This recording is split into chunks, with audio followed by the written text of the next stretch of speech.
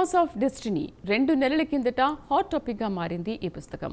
Indian army మాజీ chief MM Naravane రాసిన ఈ పుస్తకం ఇటీవలి కాలంలో అత్యంత వివాదాస్పదంగా మారింది.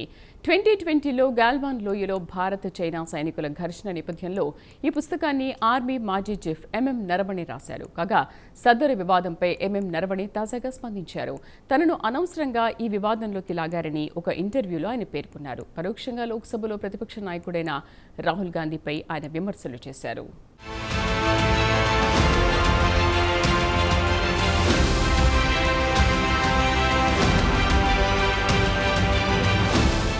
ఫోర్ స్టోర్స్ ఆఫ్ డెస్టినీ ఇటీవల కాలంలో హాట్ టాపిక్గా మారిన పుస్తకం. ఇండియన్ ఆర్మీ మాజీ చీఫ్ ఎంఎం నరవణే ఈ పుస్తకం రాశారు. కాగా సదరు పుస్తకం ఇటీవల కాలంలో అత్యంత వివాదాస్పదంగా మారింది. అంతేకాదు పార్లమెంట్ బడ్జెట్ సమావేశాలపై కూడా ఈ పుస్తకం ప్రభావం పడింది. ఇదే పుస్తకాన్ని ఆయుధంగా చేసుకుని కేంద్ర ప్రభుత్వంపై లోక్సభలో ప్రతిపక్ష నాయకుడైన రాహుల్ గాంధీ ఘాటు ఆరోపణలు చేశారు.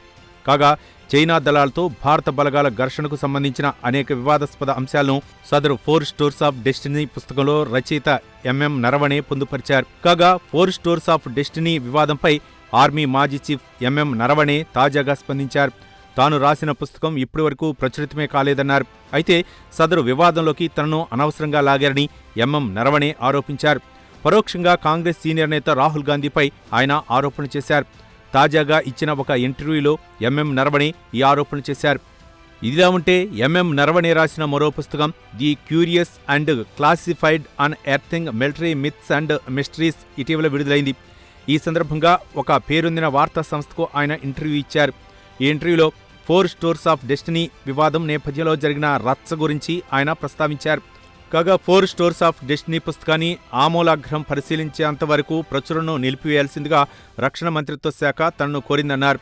ఈ నేపథ్యంలో తాను పుస్తక ప్రచురణను నిలిపివేసినట్లు ఆయన వెల్లడించారు. అయితే ఆ తర్వాత ప్రచురితం కాని పుస్తకం నేపథ్యంలో కొంతమంది పార్లమెంట్లో నానా రభస చేశారన్నారు.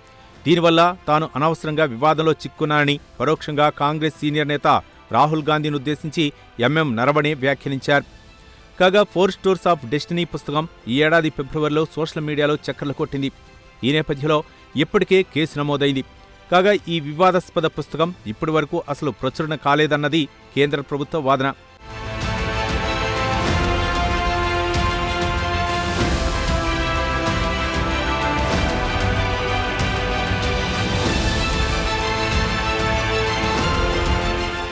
అయితే ప్రచురణ జరిగిందన్నది కాంగ్రెస్ అగ్రనేత రాహుల్ చెబుతున్న మాట. కాగా ఈ వివాదంపై పెంగ్విన్ ర్యాండమ్ హౌస్ కూడా స్పందించింది. ఫోర్ స్టోర్స్ ఆఫ్ డెస్టినీ పుస్తకం ప్రచురణ హక్కులు తమ వద్దే ఉన్నాయని పెంగ్విన్ ర్యాండమ్ హౌస్ పేర్కొంది. అంతేకాదు ఇప్పటి వరకు సదరు పుస్తకం ముద్రణ జరగలేదని పెంగ్విన్ ర్యాండమ్ హౌస్ కుండబద్దలు కొట్టింది. అలాగే డిజిటల్ ఫార్మెట్లోనూ అందుబాటులో లేదని వెల్లడించింది. అలాగే సదరు పుస్తకాన్ని ఏ రూపంలోనూ తాము పంపిణీ చేయలేదని పెంగ్విన్ ర్యాండమ్ హౌస్ తెగేసి చెప్పింది. అలాగే పుస్తకంలోని అంశాలను తాము బహిర్గతం పరచలేదని పేర్కొంది. అంతేకాదు ఈ సందర్భంగా పెంగ్విన్ ర్యాండమ్ హౌస్ ఒక హెచ్చరిక కూడా చేసింది. సదరు వివాదాస్పద పుస్తకం ప్రింట్, డిజిటల్, పీడీఎఫ్ ఇలా ఏ రూపంలో ఉన్నా అది కాపీరైట్ చట్టం ఉల్లంఘన కిందకు వస్తుందని పెంగ్విన్ ర్యాండమ్ హౌస్ హెచ్చరించింది.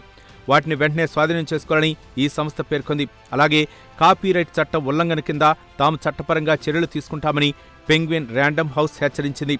కాగా సదరు పుస్తకం సామాజిక మాధ్యమాల్లోనూ అలాగే అనేక ఆన్లైన్ వార్తా సంస్థల ప్రచారంలో ఉండటాన్ని ఢిల్లీ పోలీసులు తీవ్రంగా పరిగణించారు. ఈ నేపథ్యంలో కొన్ని నెలల క్రిందట ఢిల్లీ పోలీసులు ఎఫ్ఐఆర్ నమోదు చేశారు. కాగా పెంగ్విన్ సంస్థ ప్రచురణకు ముందు రూపొందించిన పీడీఎఫ్ ప్రతి కొన్ని వెబ్సైట్లో అందుబాటులో ఉన్న విషయాన్ని పోలీసులు గమనించారు.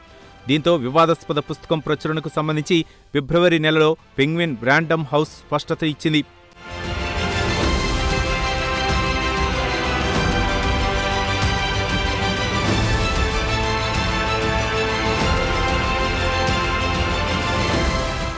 కాగా ఫోర్ స్టోర్స్ ఆఫ్ డెస్టినీ పుస్తకంలోని అంశాలను ప్రస్తావించడానికి పార్లమెంట్ బడ్జెట్ సమావేశాల సందర్భంగా లోక్సభలో విపక్ష నేత హోదాలో రాహుల్ గాంధీ ప్రయత్నించారు. అయితే రాహుల్ గాంధీ ప్రయత్నాలను అధికార పార్టీ సభ్యులు అడ్డుకున్నారు. ప్రధానంగా హోంమంత్రి అమిత్ షా, రక్షణ శాఖ మంత్రి రాజ్నాథ్ సింగ్ అడ్డుకున్నారు. అసలు ప్రచురితం కాని పుస్తకంలోని అంశాలను సభలో ఎలా ప్రస్తావిస్తారంటూ రాహుల్ గాంధీపై కేంద్ర మంత్రులు మండిపడ్డారు. అయితే కథ అక్కడితో ఆగలేదు. మర్నాడు కూడా నరవణే పుస్తకంలోని అంశాలను ప్రస్తావించడానికి రాహుల్ గాంధీ ప్రయత్నించారు. అయితే ఈసారి అధికార పార్టీ సభ్యుల నుంచి తీవ్రస్థాయిలో వ్యతిరేకత వ్యక్తమైంది. ఇదిలా ఉంటే దేశ భద్రతను దృష్టిలో ఉంచుకునే తాను నరవణే పుస్తకంలోని అంశాలను ప్రస్తావించడానికి ప్రయత్నిస్తున్నట్లు రాహుల్ గాంధీ వెల్లడించారు. అయితే ఇందుకు అధికార పార్టీ సభ్యులు అంగీకరించలేదు. దీంతో లోక్సభలో అధికార, విపక్ష పార్టీల మధ్య తీవ్ర వాగ్యుద్ధం చెలరేగింది. సభలో గందరగోళ పరిస్థితులు నెలకొన్నాయి. ఒక దశలో సభలో ఏం జరుగుతుందో తెలియలేదు. ఈ నేపథ్యంలో అపోజిషన్ నాయకుడి హోదాలో సభలో మాట్లాడటానికి రాహుల్ గాంధీ ప్రయత్నిస్తే అందుకు లోక్సభ స్పీకర్ ఓం బిర్లా ఉద్దేశపూర్వకంగా అవకాశం ఇవ్వలేదన్నది కాంగ్రెస్ సహా ఇతర విపక్ష పార్టీల ప్రధాన ఆరోపణ.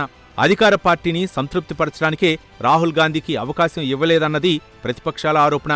ఏది ఏమైనా ఇప్పటికైతే 4 స్టోర్స్ ఆఫ్ డెస్టినీ పుస్తకం వివాదం సమసిపోయినట్లే భావించాలి.